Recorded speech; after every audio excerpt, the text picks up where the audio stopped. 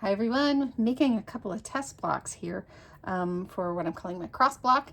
So we're going to see how this works, but pretty simple. We're going to make 3 rows here, those rows together, and then we'll see how it turns out. So we've got this arranged here. So the first thing we're going to do is we are going to sew from here to here and then here to here, because you want these to be as close as you can, which gives us this. And then we're going to do the same thing on the opposite side, which gives us this.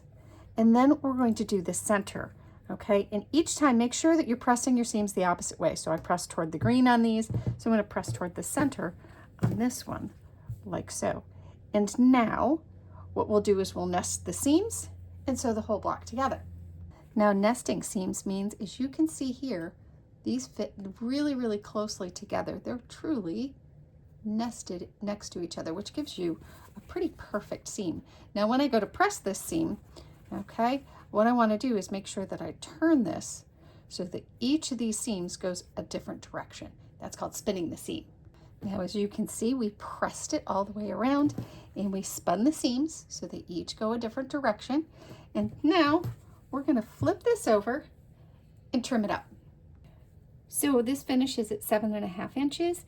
And the best thing to do is, if you've got a hash mark in the center here of your ruler, is to line up your center lines with your intersections here and then trim accordingly so that you've squared up your block. That's probably the most difficult thing, is lining up those lovely marks here so that you can trim it right down to size.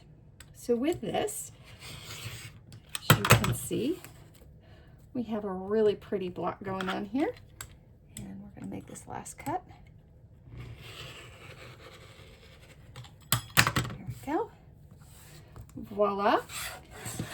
And our finished block.